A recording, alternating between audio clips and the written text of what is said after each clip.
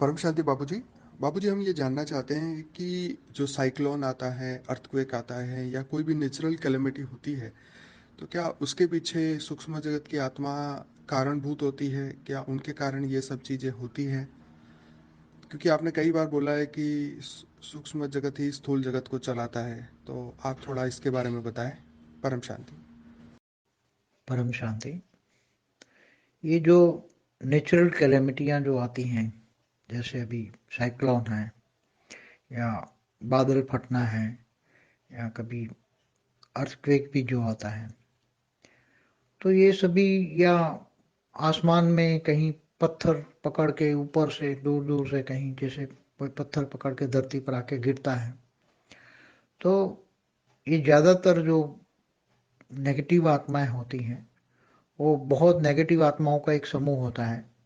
वो ऐसे ऐसा क्रिएट कर सकता है, ऐसी कैलेमिटियाँ क्रिएट कर सकती हैं, क्योंकि बहुत सारी ढेर नेगेटिव आत्माएं इकट्ठी हो जाती है, तो उसकी संकल्प जबरदस्त होता है और वो विनाश के लिए जो चाहती है कि हम विनाश करें विनाश करें, तो बहुत जबरदस्त नेगेटिव साइक्लोन क्रिएट करके जो जहाँ भी स्ट्राइक स्ट्राइक करना चाहते हैं, यहाँ कहीं भी मतलब नुकसान करना चाहते हैं, वो कर सकते हैं। मगर कभी कभी ये चाहते हैं, मगर कभी कभी ऐसी अच्छी आत्माएं भी होती हैं जो ऐसी आत्माओं के रेज मार के उनको दूर कर देती हैं और लोगों को बचाती हैं।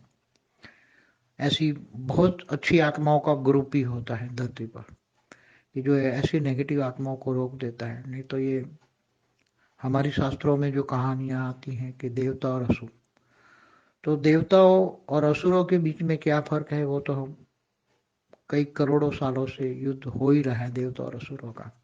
और धरती पर आकर ये असुर बड़े बड़े बहुत विनाश करते थे, और इनको रोकने वाली आत्माएं देवताएं भी आकर इनको रोकती थी और उसके साथ युद्ध करके भगा देती थी, ये पाताल लोक में चले जाते थे। तो ऐसी सूक्ष्म जगत में आज भी बहुत सारी ढेर आत्माएं हैं, जो मैंने पहले भी कई बार कहा है, सूक्ष्म जगत वाले ही ये जो युद्ध कराते हैं, इतने बड़े बड़े युद्ध कराते हैं, तो कौन कराते हैं?